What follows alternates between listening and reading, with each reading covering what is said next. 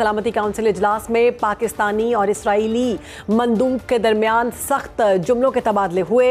आज हम इस पर बात करेंगे। न्यूयॉर्क में होने वाले अक़वाम मुत्तहिदा की सलामती काउंसिल के हंगामी इजलास में पाकिस्तान और इसराइली मंदूब के दरमियान मुकालमा शिद्दत अख्तियार कर गया। इस मौके पर पाकिस्तानी मंदूब आसिम इफ्तिखार अहमद ने इसराइल के कतर पर हमले का सख्त रद्द-ए-अमल दिया। उन्होंने कहा, इसराइल का कतर पर हमला गैर कानूनी, बिला इश्तियाल और खित्ते के अमन इस्तेहकाम के लिए बराह रास्त खतरा है। इसराइल ने कतर की खुद मुख्तारी के खिलाफ वर्जी की है और शहरियों की जिंदगियां जानबूझकर खतरे में डाली हैं। यह अमल इंसानी कवानीन की संगीन खिलाफ वर्जी है और सिफारतकारी को सबूताज करने की दानिस्ता कोशिश है। फजा में खामोशी छा गई। फिर इसराइली मंदूब ने मुदाखलत की और जवाब दिया, पाकिस्तान को तो सबसे आखिर में बात करनी चाहिए। जब उसामा बिन लादेन को पाकिस्तान में खत्म किया गया तो किसी ने अमेरिका पर तनकीद नहीं की।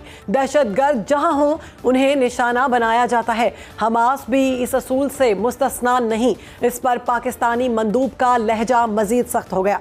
बोले, ये मवाजना नाकाबिले कबूल है। ये दलील नहीं बल्कि एक बेहुदा जवाब है। इसराइल अपनी गैर कानूनी कार्रवाइयों पर पर्दा डालने के लिए ऐसे बहाने तलाश रहा है। हकीकत तो ये है कि इसराइल अक़वाम मुत्तहिदा के चार्टर और बैनुल-अक़वामी कानून की मुसलसल खिलाफवर्जी करने वाला काबिज मुल्क है।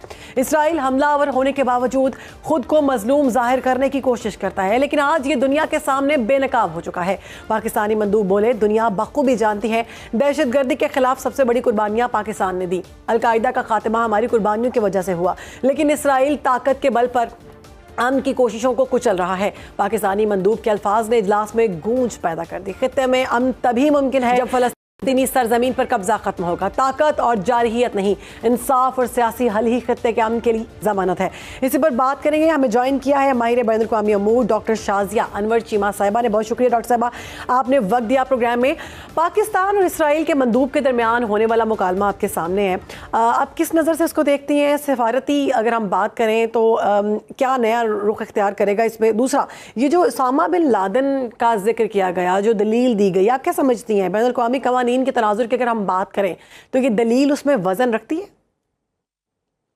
ये बिल्कुल वजन नहीं रखती है और ये हम बहुत दफा ये बहुत से प्लेटफॉर्म पे ये बता चुके हैं। उसामा बिन लादेन की हिस्ट्री से लेकर उसकी प्रोग्रेशन तक, वो कौन था, कहाँ से आया, उसके सपोर्टर कौन थे, एडर कौन थे, अबेडर कौन थे, वॉर ऑन टेरर क्या थी और किस तरीके से जो है मुजाहिदीन क्रिएट किए गए। और उसके बाद भी अगर हम उस पूरी डिटेल में ना भी जाएं तो उसामा बिन लादेन को जब यहाँ पे कत्ल किया गया, खत्म किया गया, तो क्या लगता है इंटरनेशनल जो है वो ऑब्जर्वर्स को कि पाकिस्तान जो है उसकी उसमें कोई एफर्ट नहीं थी या पाकिस्तान जो है उनका कंसेंट इसमें शामिल नहीं था? बात ये हो रही है कि आप टेरिटोरियल इंटेग्रिटी को वायलेट नहीं करें।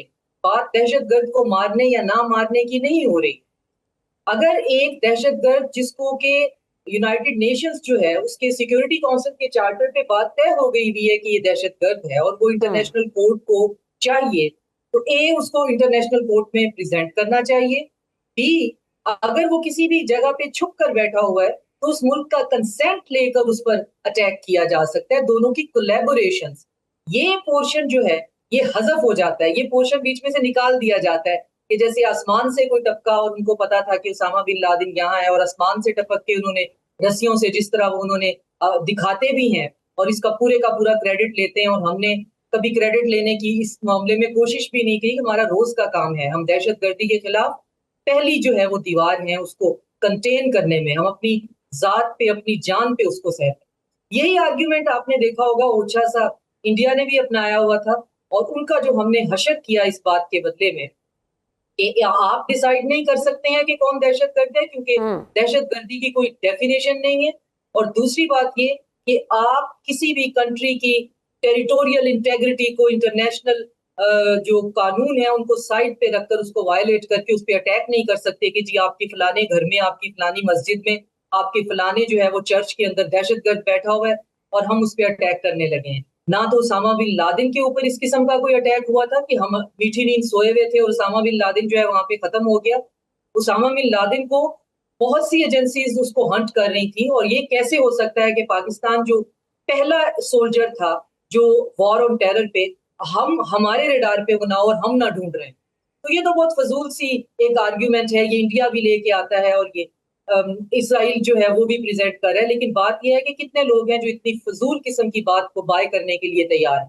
بالکل. کیا جواب تھا اسرائیل کا آج جو ہے وہ سیکیورٹی کونسل میں، جب عاصم افتخار نے ان کو ڈائریکٹ آنکھوں میں آنکھیں ڈال کے کہا کہ تم اکوپائر ہو، تم ایگریسر ہو، تم وہاں پہ ہیومن رائٹس کو جو ہے وہ وائلیٹ کر رہے ہو، تم ایک جینوسائڈ کمٹ کر رہے ہو. تو اس کے پاس کیا جواب تھا؟ اس کے پاس کوئی جواب نہیں تھا سوائے ٹانگوں ٹوئیاں مارنے کے اور اسامہ بن لادن کا حوالہ دینے کے. اس کے علاوہ اس کے پاس کوئی کانکریٹ جواب نہیں تھا.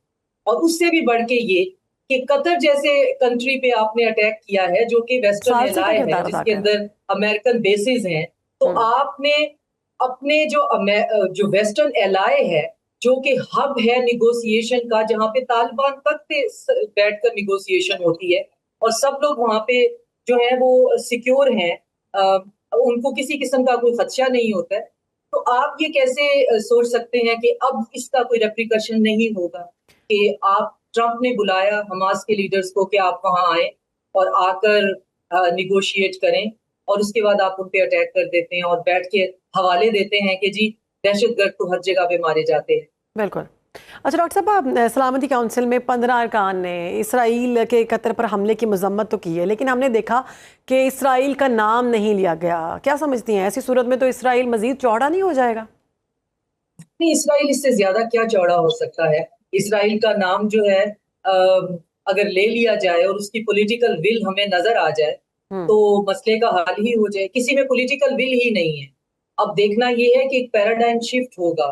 گلف سٹیٹس جو ہیں وہ یہ سمجھتی رہی ہیں کہ ہمارے پاس امپیونٹی ہے، ہم امیون ہیں اس ایگریسر کے اٹیک سے، ہم امیون ہیں اس کی ایگریشن سے. اور جو ریسنٹ اٹیک ہے اس نے یہ ثابت کیا ہے کہ اس خطے میں کوئی بھی امیون نہیں ہے، اس خطے میں کوئی بھی بچا ہوا نہیں ہے. تو ہر کسی نے اپنے بچاؤ کے لیے کچھ نہ کچھ کرنا ہی کرنا ہے. اور خاص طور پہ اس وقت دنیا میں جو امن کے نوبیل پرائز کے جو خواہاں ہیں ڈونلڈ ٹرمپ، اور ان کے لیے ایک بہت بڑا کوسچن مارک. یہ ویک تو ان کی کریڈیبلٹی کے اوپر ایک بہت بڑا سوالیہ نشان ڈاکٹر تھا صاحب، کہ ان کی جانب سے بارہا یہ کہا جا رہا ہے کہ وہ ناخوش ہیں نیتن یاہو کی اس کارروائی پر. پھر اگر ہم امریکن میڈیا کی بات کریں تو ان کی جانب سے کہا گیا ہے کہ خاصے غصے کا اظہار کیا گیا ہے ڈونلڈ ٹرمپ کی جانب سے، اور وہ کہتے ہیں کہ مجھے اس سارے معاملے سے میں لا علم تھا اور مجھے یہ بات نیتن یاہو سے پتہ لگنی چاہیے تھی، جبکہ مجھے یہ بات آرمی سے پتہ لگ رہی ہے اپنے ملک کی. تو آپ سمجھتی ہیں کہ یہ واقعی ایسا ہو سکتا ہے کہ ٹرمپ اس سارے معاملے سے لا علم ہوں؟ دیکھیں، جو اینالسٹ ہمارا کام یہ ہوتا ہے کہ ہم چیزوں کو اکٹھا کرتے ہیں اور پھر اس کے بعد جو بھی ڈاٹ کنیکٹ ہو سکتے ہیں. تو ابھی تک تو یہی لگ رہا ہے کہ امریکن جو ٹرمپ جو ایڈمنسٹریشن ہے ان کو پتہ نہیں. اٹیک سے 10 منٹ پہلے کسی طریقے سے ٹرکش انٹیلیجنس نے حماس کے ان ارکان کو جو کہ نیگوسیشن کے لیے بیٹھے ہوئے تھے ان تک یہ خبر پہنچائی، جس کی وجہ سے ان میں سے کچھ وہاں پہ نماز کا وقفہ بھی تھا تو اپنے موبائل اس کمرے میں چھوڑ کے باہر نکلنے میں کامیاب ہو گئے. سچویشن بھی کریٹ نہیں ہوئی کہ آپ کیوں بھاگ رہے ہیں، کہاں جا رہے ہیں، کیونکہ جب آپ کو کہا جائے کہ آپ کے اسیسینیشن اٹیمپٹ ہونے لگی ہے تو ایک دم سے بھی کہیں پہ جو ہے وہ بچنے کی کوشش میں سب بھی مارے جا سکتے ہیں. تو کچھ نے والنٹیئر کیا ہوگا، یہ میری اپنی انڈرسٹینڈنگ ہے، وہیں بیٹھے رہے، باقی نماز پڑھنے کے لیے اپنے فون رکھ کے چلے گئے. 10 منٹ پہلے ٹرکش انٹیلیجنس نے ان کو بتایا تھا اور امریکن انٹیلیجنس نے قطریز کو 10 منٹ اٹیک کے بعد میں بتایا. اگر کوئی اس میں شامل ہو سکتا ہے تو وہ برٹش سرویلنس جو ہے وہ ایک جہاز ہے جو قطر کے اوپر سرویل کر رہا تھا، اور قطر کی اپنی ایک ایئر فورس بیس ہے انگلینڈ کے اندر، اور انگلینڈ کی اپنا جو ہے وہ برٹن کا اپنے کانٹریکٹ بھی ہیں قطر کے ساتھ. تو اس کو کوئی خاص دیکھا نہیں گیا کہ یہ کیوں سرویل کر رہے ہیں. ایک تو یہ پوائنٹ نوٹ کرنے والا ہے کہ ہو سکتا ہے ان کو یہ علم ہو کہ کیا ہونے والا ہے، لیکن ٹرمپ کو جیسے ہی پتا چلا ان کی ایڈمنسٹریشن کو تب تک دیر ہو چکی ہوئی تھی اور 10 منٹ بعد انہوں نے بتایا تب تک اٹیک ہو چکا تھا. لیکن جتنے لوگ بچ پائے ہیں حماس کے، وہ سننے میں یہی آ رہا ہے کہ وہ ٹرکش انٹیلیجنس کی وجہ سے بچ پائے. اور دوسرا جو ٹرمپ جو ہے وہ ان کی کریڈیبلٹی وہ غصے میں بالکل ٹھیک ہے کہ آپ ایک چیز پروپوز کرتے ہیں، آپ گرین لائٹ کرتے ہیں کہ آپ آئیں ہمارے ساتھ بیٹھ کے بات کریں. ساری دنیا یہ کہہ رہی ہے کہ یہ بات نہیں حماس کرنا چاہتی، اور اگر وہ آپ کے پاس بات کرنے کے لیے بیٹھ جاتے ہیں تو پھر یہ ٹرمپ ایڈمنسٹریشن کی ذمہ داری ہے ان کی ویل بینگ، ان کی زندگی کی سیکیورٹی دینے کی. تو یہ ایک تو ان کی کریڈیبلٹی کو بہت بڑا دھچکا لگا ہے. دوسرا جو ان کے بہت قریبی ساتھی جو ہیں چارلی کرک جو ہیں، جن کو پوائنٹ بلینک اسیسینیٹ کر دیا گیا ہے، وہ بھی ایک اسٹانچ زائنسٹ ہیں، لیکن اس کے ساتھ ساتھ زائنسٹ ہونے کے ساتھ ساتھ وہ بہت اسکیپٹیکل ہیں اور ڈے ون سے اپنے پوڈ کاسٹ میں کہہ رہے ہیں کہ یہ جو اکتوبر 7 ہے یہ فالس فلیگ تھا اور یہ جو ہو رہا ہے یہ ایک جینوسائیڈ ہے. تو ان کو بھی دیکھیں کس طریقے سے مار دیا گیا ہے, وہ بھی اسرائیل کی ہٹ لسٹ پہ تھے. یہ ایک سیکنڈ بلو ہے ٹرمپ کو جو ایک ویک کے اندر لگا ہے کہ ایک ان کا جو سپورٹر ہے, ان کا اپنا ایک ایلائے ہے, اس کو اسیسینیٹ کر دیا گیا ہے ایک یونیورسٹی میں لیکچر دیتے ہوئے, اور دوسرا وہ نیگوسیشن کی ٹیم بلواتے ہیں اور وہاں پہ اس ٹیم کے اوپر اٹیک ہو جاتا ہے, اور وینیو بھی ایسا چنا جاتا ہے جہاں پہ دنیا جہان کے لیے سب کے لیے وہاں پہ ابھی تک تو سننے میں یہی آیا تھا کہ امان ہے, اور وہاں پہ ایون طالبان آ کے بھی نیگوشیٹ کر سکتے ہیں. وہاں پہ حماس کا دفتر بھی ہے. قطریز تو وہ ہیں جو حماس کے ساتھ مسلسل رابطے میں رہتے ہیں. تو یہ اب دیکھنے کی بات یہ ہے کہ جو گلف اسٹیٹ ہیں جن کی اپنی سیکیورٹی جنہوں نے آؤٹ سورس کی ہوئی ہے خاص طور پہ ویسٹ کو, اور اگر ویسٹ ان کی سیکیورٹی کو سیکیور ہی نہیں کر سکتا, انشور ہی نہیں کر سکتا, تو یقیناً اب ان کو دوسرے اور سیکیورٹی معاہدے کرنے پڑیں گے. اور اس میں سے زیادہ جو ہمارے لیے پریشانی کی بات ہے کہ قطر ہمارا ایک بہت دیرینہ دوست ہے, ہمارا ایلائے ہے, اور قطر کے اوپر اٹیک کرنے کے بعد اسرائیلی فاشسٹ اور جینوسائیڈل مینیک جو ہیں وہ پاکستان کا نام بار بار لے رہے ہیں. تو وہ بھی ہم چیز اگنور نہیں کر سکتے کہ کس طریقے سے انڈیا اور اسرائیل پچھلے 40 سال سے پاکستان پہ اٹیک کرنے کی کوشش کر رہے ہیں. تو یہ region within itself explode ہو رہا ہے, اور ایکسپلوڈ صرف ایک وجہ سے ہو رہا ہے کہ وہاں پہ ایک ایسی جو ہے وہ رجیم بیٹھی ہوئی ہے جو دنیا کے کسی قانون کو نہیں مانتی, جو دنیا کے کسی اصول کو نہیں مانتی, اور وہ یہ سمجھتی ہے کہ سب میرے دشمن ہیں اور میرے لیے بچنے کا راستہ یہ ہے کہ میں سب دشمنوں کو ختم کر دوں.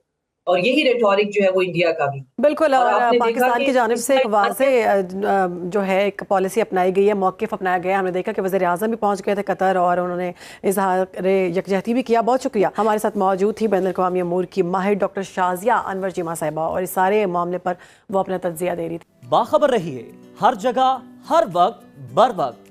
ابھی سنو نیوز کا یوٹیوب چینل سبسکرائب کریں اور بیل آئیکن پر کلک کریں, اور جانیے ملکی اور غیر ملکی حالات و واقعات یقین کے ساتھ.